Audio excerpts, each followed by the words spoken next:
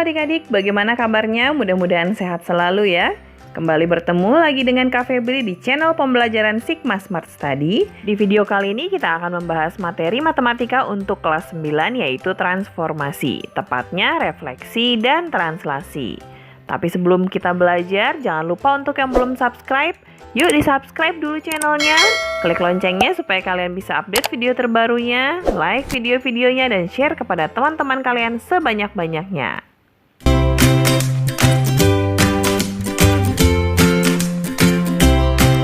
Yang pertama akan kita bahas adalah refleksi atau pencerminan. Refleksi adalah suatu transformasi atau perubahan suatu titik, garis, atau bangun pada suatu bidang dengan menggunakan sifat cermin. Perhatikan ilustrasi berikut ini. Jika kita memiliki satu titik asal, kemudian kita akan mencerminkan titik tersebut terhadap sumbu Y, maka sumbu Y bertindak sebagai cermin. Artinya, jarak titik asal tersebut terhadap cermin akan sama dengan jarak bayangan terhadap cermin. Dalam hal ini, cerminnya adalah sumbu Y. Ada beberapa macam refleksi atau pencerminan. Yang pertama adalah pencerminan terhadap sumbu Y. Jadi sumbu Y bertindak sebagai cermin. Perhatikan contoh berikut ini. Jika kita memiliki titik asal dengan koordinat min 2,1, sumbu Y sebagai cerminnya, maka jika kita cerminkan terhadap sumbu Y, kita akan memperoleh titik bayangan 2,1. Jadi, jika koordinat titik asal adalah x, y, maka kita akan peroleh koordinat titik bayangan adalah min x, y. Berikutnya yang kedua adalah pencerminan terhadap sumbu x. Jadi yang menjadi cermin adalah sumbu x. Perhatikan contoh berikut ini ya. Jika kita memiliki titik asal dengan koordinat 2,2, jadi titik x-nya 2, titik y-nya juga 2. Kemudian kita akan cerminkan terhadap sumbu x, sehingga diperoleh koordinat bayangan 2,-2. Jadi jika koordinat titik asalnya x, y, koordinat bayangannya adalah x, y.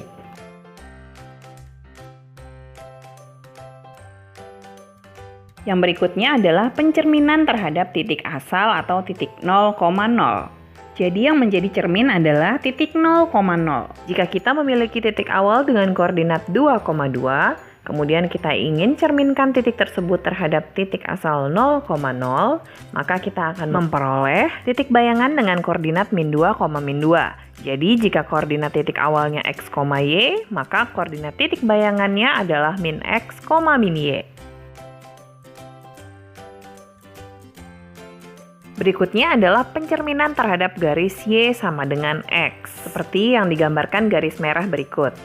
Nah, jika kita memiliki titik dengan koordinat 2,4, kemudian kita cerminkan terhadap garis y sama dengan x, maka kita akan peroleh titik bayangan dengan koordinat 4,2. Jadi, jika kita melakukan pencerminan terhadap garis y sama dengan x, jika koordinat titik awalnya x, y, maka koordinat bayangannya adalah y, x. Berikutnya adalah pencerminan terhadap garis y sama dengan min x. Garis y sama dengan min x digambarkan oleh garis merah. Jika kita memiliki suatu titik awal dengan koordinat 4,-1, lalu kita cerminkan terhadap garis y sama dengan min x, maka kita akan memperoleh bayangan dengan koordinat 1,-4. Sehingga bisa kita simpulkan, jika koordinat titik awal x, y, maka koordinat titik bayangannya adalah min y, min x.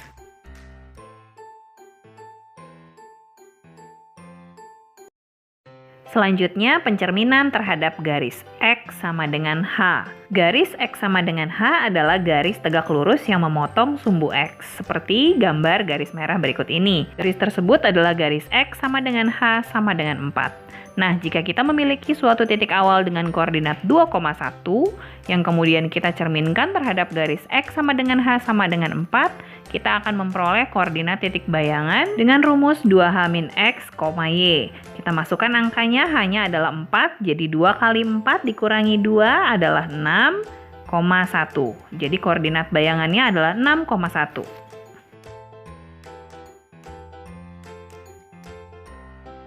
Pencerminan yang terakhir adalah pencerminan terhadap garis Y sama dengan K. Y sama dengan K adalah garis melintang yang memotong tegak lurus di sumbu Y. Jika kita menggunakan garis Y sama dengan K sama dengan 2 sebagai cermin, lalu kita memiliki titik awal dengan koordinat 3,4, maka kita akan memperoleh koordinat bayangan dengan rumus X, 2K min Y. Kemudian kita masukkan angka-angkanya, di mana X sama dengan 3, Y sama dengan 4, dan K sama dengan 2. Jadi, koordinat titik bayangannya adalah 3, 2 kali 2 dikurangi 4. Sehingga kita peroleh titik bayangannya 3,0.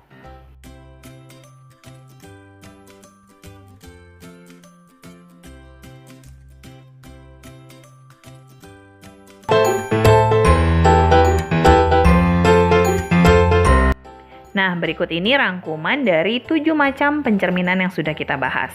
Pencerminan terhadap sumbu Y, koordinat titik awalnya X, Y, dan koordinat bayangannya adalah min X, Y.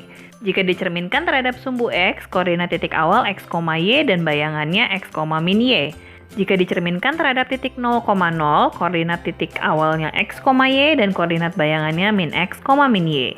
Jika dicerminkan terhadap garis Y sama dengan X, titik awalnya adalah X, Y, dan koordinat bayangannya Y, X. Jika dicerminkan terhadap garis Y sama dengan min X, titik awalnya X, Y, dan koordinat bayangannya adalah min Y, min X. Dicerminkan terhadap garis X sama dengan H, koordinat titik awalnya X, Y, dan koordinat titik bayangannya adalah 2H min X, Y. Dan jika dicerminkan terhadap garis Y sama dengan K, koordinat titik awalnya X, Y, koordinat bayangannya adalah X, 2K min Y.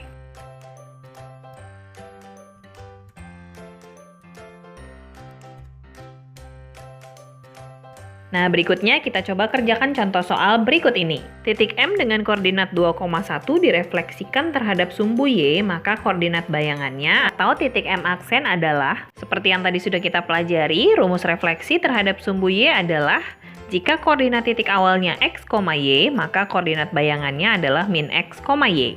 Nah, karena diketahui titik M adalah 2,1, maka M aksen adalah min X, Y. Koordinat titik bayangan atau M aksennya adalah min 2,1. Nah, berikut ini jika kita gambarkan dalam diagram Kartesius.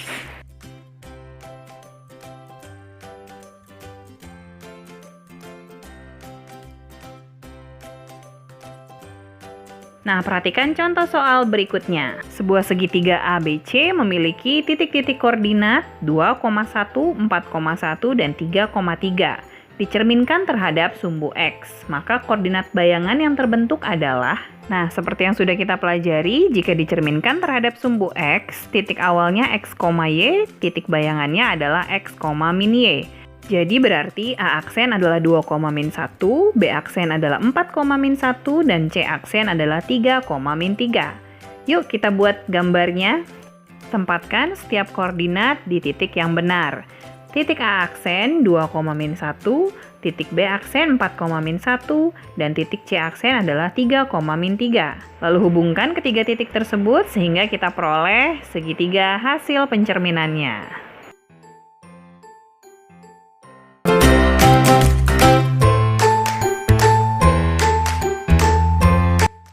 Berikutnya kita akan mempelajari translasi.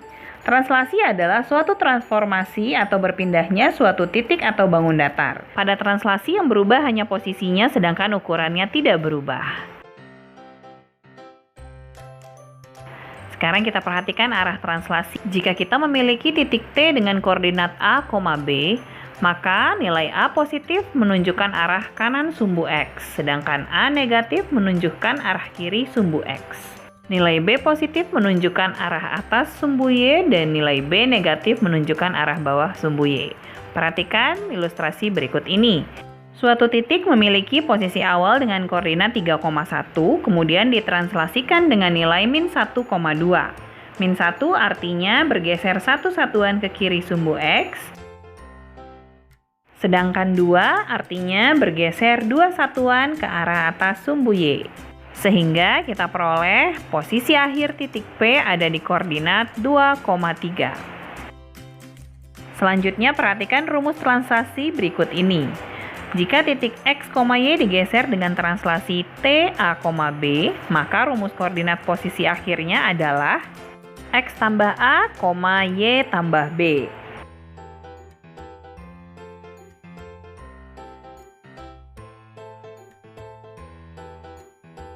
Supaya lebih paham, yuk kita coba kerjakan contoh soal berikut ini. Titik M dengan koordinat 1,2 digeser dengan translasi min 3, min 1. Berapakah koordinat posisi akhir titik M atau M aksennya? Dengan menggunakan rumus X tambah A, Y tambah B, kita masukkan angkanya 1 dikurangi 3, 2 dikurangi 1. Sehingga kita peroleh posisi akhir titik tersebut atau M aksennya adalah min 2,1.